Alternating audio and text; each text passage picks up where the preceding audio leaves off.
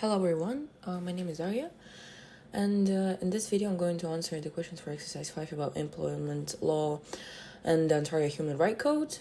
I will make just voice, not the video, because I'm not feeling well.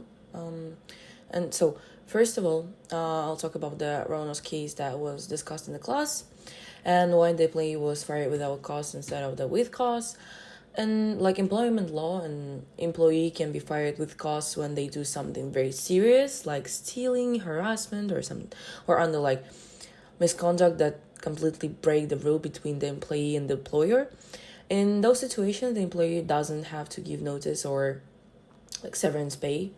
However, in this specific case, the court decided that the employee's action were not serious enough to justify like termination with cause. The assistant manager made the bad decision and failed to like properly stop an unsafe situation.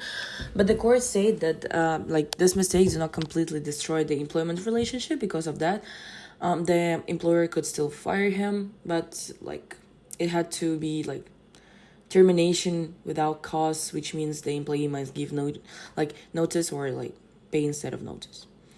The second question is about how Rona like try to accommodate the employee who used a wheelchair.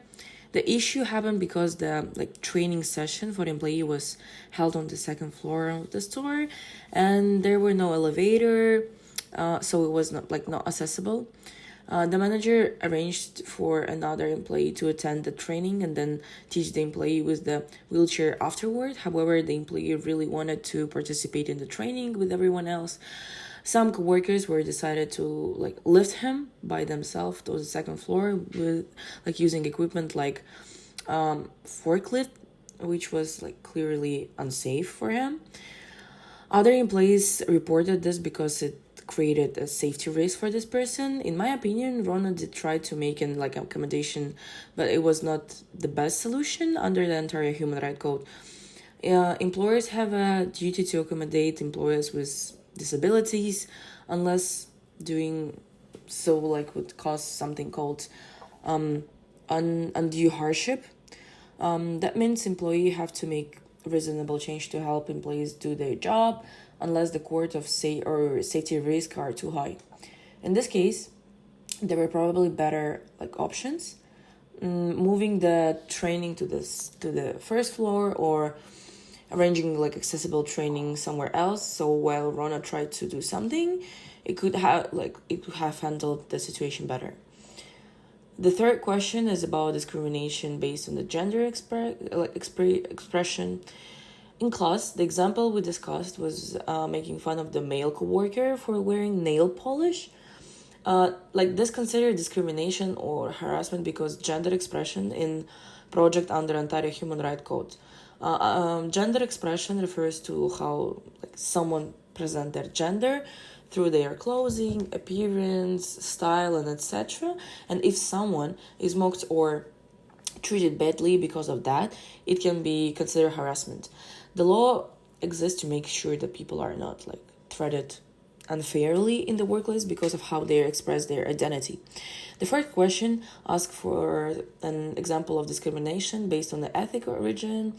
One example could be if an employer, like for example, refused to hire someone because of their background or where their family came from.